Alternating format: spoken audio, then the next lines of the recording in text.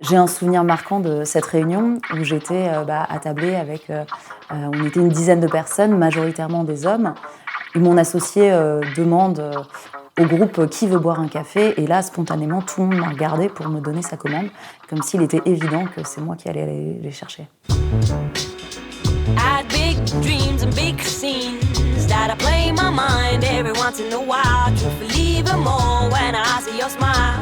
En fait, l'obstacle majeur, c'est quand même notre vie au quotidien. C'est-à-dire que nous, les filles, on est élevées pour toutes les responsabilités aujourd'hui. Donc, on a la responsabilité, pareil qu'un homme dans une agence de pub, comme une patronne. Mais en même temps, on s'occupe de notre maison, on s'occupe de nos enfants. Et je ne pense pas que les garçons s'occupent de leur maison et de leurs enfants comme nous, on s'en occupe. Concrètement, de voir une jeune femme arriver à 22 ans, il est plus fréquent qu'elle soit stagiaire, qu'elle soit chef d'entreprise. Être une femme, c'est une chose. Être très jeune, j'irais réunir les deux. Je pense que d'autant plus, j'ai pu souffrir d'un regard qui a été posé sur moi, qui pouvait me renvoyer à de l'incompétence. Après, 30% de femmes aujourd'hui entrepreneurs, je pense qu'il y a plein de choses qui permettent d'expliquer ça. Ça vient un peu de la petite enfance et de l'éducation qu'on va donner aux petites filles et de l'éducation qu'on va donner aux petits garçons. Ça, c'est des constructions sociales qui sont bien ancrées, qui mettent du temps à disparaître. Ça se ressent aussi dans les adresses qu'on peut faire aux petites filles et celles qu'on fait aux petits garçons. Petit garçon, vas-y, tu peux y arriver, grimpe aux arbres, dépasse-toi. Les petites filles, fais attention, tu vas te faire mal. Quelque part, les petites filles ont été éduquées à ne pas aller vers l'échec. Typiquement, je fais très attention à ça dans l'éducation de ma fille parce que c'est pas naturel en fait. Même pour moi qui ai compris les enjeux du féminisme, de la représentation, etc., il y a des réflexes ou il y a des manières d'éduquer les filles presque spontanées en fait, qui font que en fait on n'éduque pas comme des petits garçons. J'ai la chance d'avoir un garçon et une fille, ils n'ont pas totalement le même âge. Du coup, je vois beaucoup plus facilement les biais que je peux avoir entre comment je vais parler à ma fille, comment je vais parler à mon fils, ce que je vais laisser faire à ma fille, ce que je vais pas laisser faire à mon fils, est-ce que spontanément, je vais plutôt tenir la main de ma fille comme si elle était plus câline et moins de mon garçon.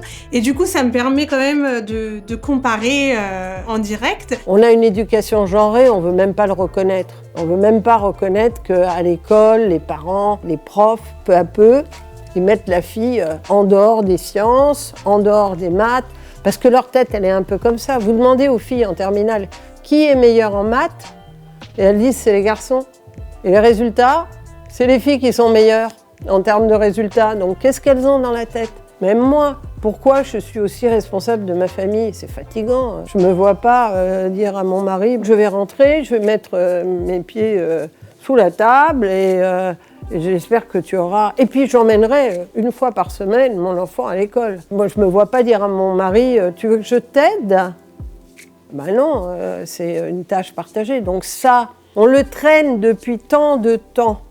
C'est compliqué. Quand on propose une promotion à un homme, il dit « Génial, super, je suis la bonne personne ». Quand on propose une promotion à une femme, sa première pensée, ça va être « Est-ce que j'en suis capable ?» Il y a plein de mécanismes qui sont à l'œuvre, qui viennent de l'éducation, qu'on a reçue. Donc à un moment, je pense que c'est important pour les femmes aussi d'accepter. Même si des parents ont pu donner une éducation la moins genrée possible, il y a la construction sociale de tout l'environnement dans lequel on évolue. Au début de mon blog, il y a beaucoup de gens qui pensaient que j'étais un homme par rapport à ce que je mangeais. Dans la food, on se fait pas forcément la réflexion, mais c'est hyper genré. Si il y a un homme et une femme qui mangent, et qu'il y a eu sur la commande une salade et une entrecôte, spontanément le serveur il va donner l'entrecôte au mec et la salade à la nana.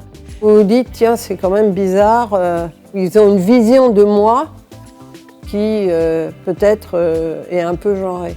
Donc ça, on le ressent. Par exemple, un jour, ils me disent, c'est peut-être pas génial que tu ailles présenter ça parce que le patron est un peu misogyne.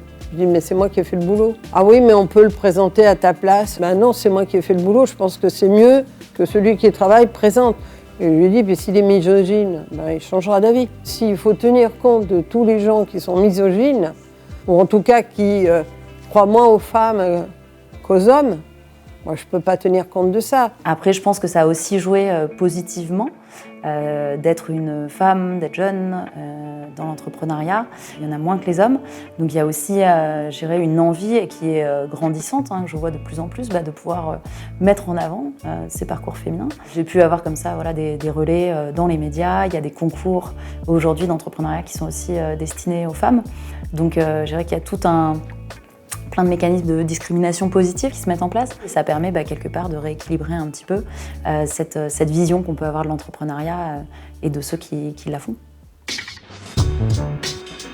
I had big dreams and big scenes that I play my mind every once in a while. To believe them all when I see your smile now.